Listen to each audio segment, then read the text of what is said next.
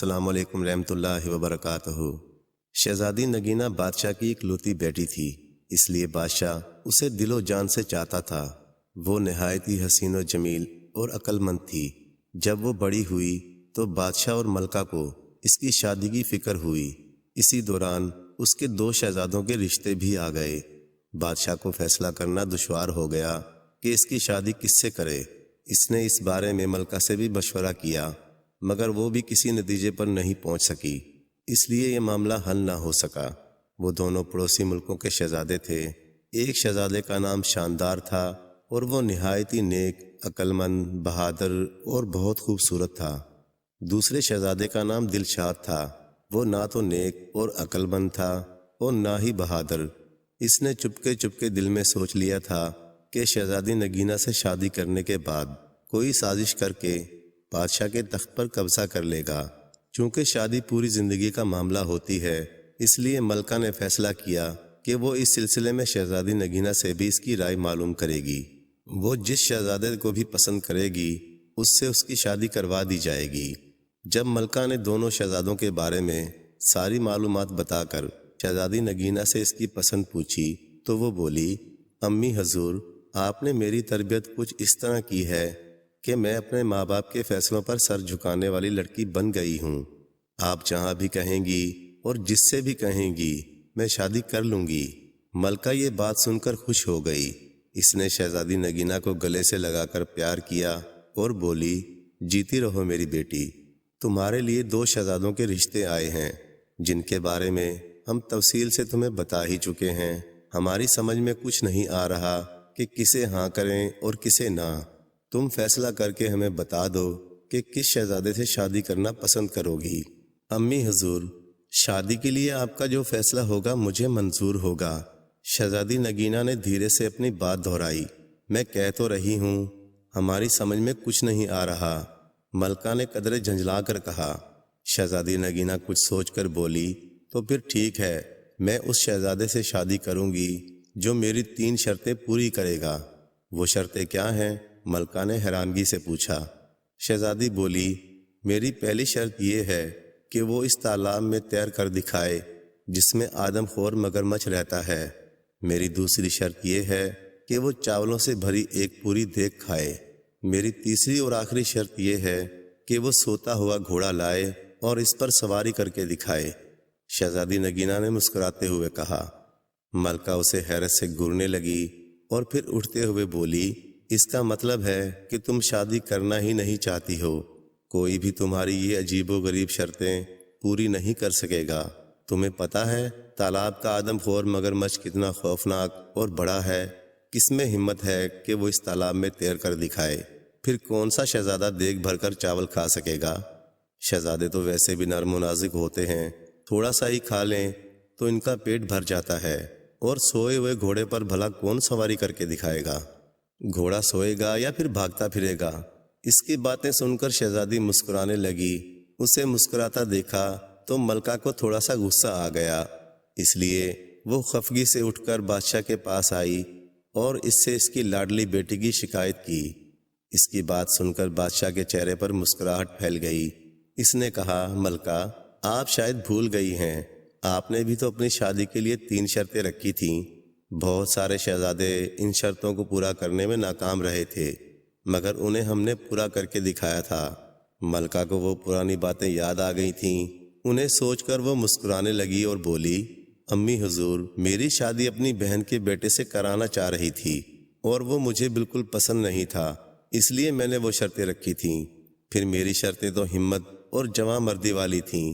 ایک آدم خور شیر کو خنجر سے مارنا تھا جس نے کئی انسانوں کو اپنا نوالا بنا لیا تھا۔ معصوم لوگوں کو لوٹنے والے ڈاکوؤں کو گرفتار کرنا تھا جنہوں نے غریبوں کی زندگی اجیرن کر دی تھی، اور پہاڑ کو کاٹ کر ایک نہر نکال کر کسانوں کی بنجر زمین کو سیراب کرنا تھا۔ مجھے فخر ہے کہ آپ نے وہ تمام شرطیں پوری کی تھیں۔ آپ بہادر اور ہمت والے بھی تو تھے، لیکن ملکہ، کبھی کبھی ہم یہ سوچ کر پریشان ہو جاتے ہیں کہ اگر ہم آپ کی شرطوں کو پورا کرنے سے قاصر رہتے تو پھر آپ سے تو ہماری شادی ہی نہ ہوتی۔ بادشاہ نے فکر مند ہو کر کہا، کیوں نہیں ہوتی؟ ملکہ نے اٹھلا کر کہا، میں اپنی شرطوں میں یہ تبدیلی کر دیتی کہ آپ انہیں شادی کے بعد بھی تو پورا کر سکتے ہیں۔ پھر کچھ دیر خاموش رہنے کے بعد وہ بولی، پہلی میری سمجھ میں یہ نہیں آ رہا تھا کہ شہزادی کی شادی کس سے کریں، اب یہ سمجھ نہیں آ رہا ہے کہ اسے کیسے سمجھاؤں کہ وہ اپنی بے سروپا شرطوں سے باز آ جائے۔ اس بارے میں آپ کو فکر مند ہونے کی ضرورت نہیں۔ ہماری شہزادی چاہتی ہے کہ اس کا شوہر بہادر ہونے کے ساتھ ساتھ عقل مند بھی ہو۔ اگر کوئی ذرا سی بھی عقل لڑائے تو شہزادی کی شرطیں بآسانی پوری کر سکتا ہے۔ ہم دونوں شہزادوں کے سامنے شہزادی نگینہ کی یہ شرطیں رکھیں گے، جس نے بھی انہیں پورا کر دیا اس کی شادی شہزادی سے کر دی جائے گی۔ پھر بادشاہ نے ایسا ہی کیا۔ اس نے ایلچی بھیج کر دونوں شہزادوں کو ان کے ملک سے اپنے محل میں بلوا لیا۔ دونوں شہزادے اپنے اپنے مصاحبوں اور غلاموں کے ساتھ حاضر ہو گئے۔ بادشاہ نے سب کو شاہی مہمان خانے میں ٹھہرایا اور ان کی خاطر مدارت کے لیے خاص انتظامات بھی کروا دیے۔ جب شام کو بادشاہ ان شہزادوں سے ملا تو اسے شہزادہ شاندار بہت پسند آیا۔ وہ اس کی شکل و صورت اور وجاہت سے بے حد متاثر ہوا۔ اس کا باپ بہت اچھے طریقے سے اپنے ملک پر حکومت کر رہا تھا، جس کی وجہ سے رعایا بہت خوشحال تھی۔ ملکہ کو بھی وہ شہزادہ بہت پسند آیا۔ دوسرا شہزادہ جس کا نام دلشاد تھا، دونوں کو ایک آنکھ نہیں بھایا۔ بادشاہ کو محسوس ہوا کہ وہ ایک خوش آمدی اور چاپلوس قسم کا نوجوان ہے۔ اس بات سے بادشاہ نے اندازہ لگا لیا کہ وہ نہایت چالاک اور عیار آدمی ہوگا۔ ملکہ کو تو شہزادہ شاندار اتنا اچھا لگا کہ وہ شہزادی نگینہ کے پاس گئی اور اس سے بولی، بیٹی تم اپنی شرطیں واپس لے لو اور شہزادہ شاندار سے شادی کر لو۔ ایسا شوہر تو قسمت سے ہی ملتا ہے۔ اگر پہلی شرط کے دوران ہی مگر مجھ سے کھا گیا تو بہت برا ہوگا۔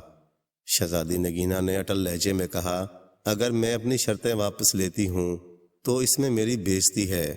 شہزادہ اگر میری شرطیں پوری کرتا ہے تو ٹھیک ہے، ورنہ اپنے گھر جائے۔ ملکہ مایوس ہو کر لوٹ گئی۔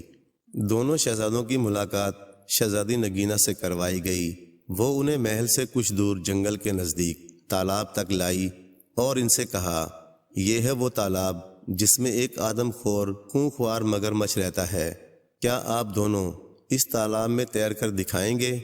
شہزادی کا یہ کہنا تھا کہ اسی وقت ایک بہت بڑا مگرمچھ اپنا منہ کھولے تالاب کے کنارے پر آ گیا۔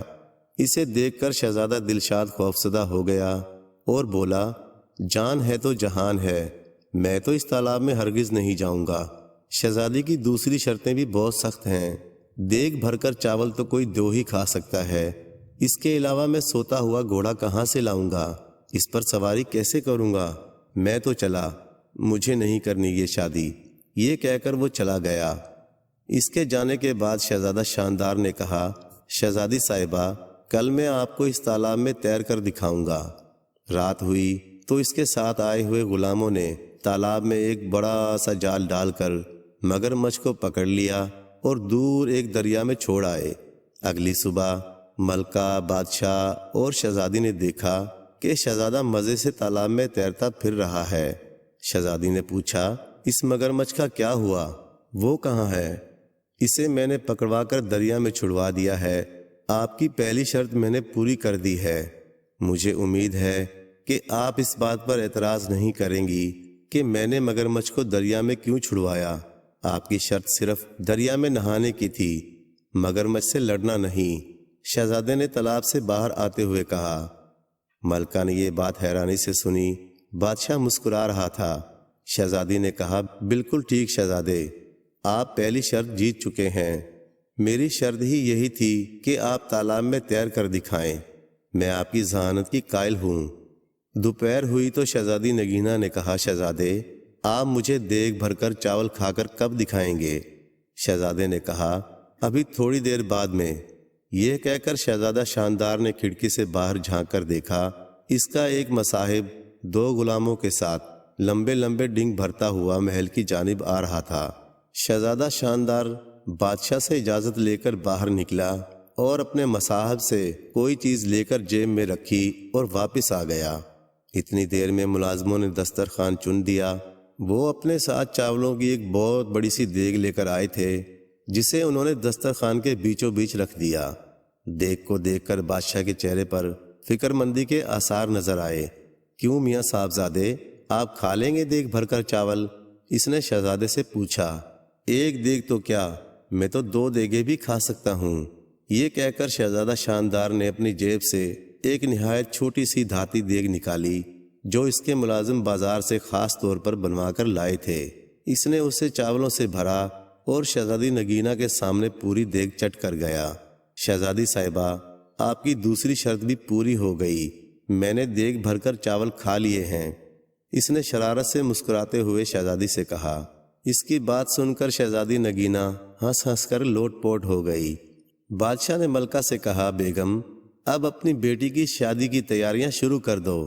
مجھے تو یوں لگ رہا ہے کہ یہ شہزادے میاں تو سوتے ہوئے گھوڑے پر بھی سواری کر کے دکھا دیں گے۔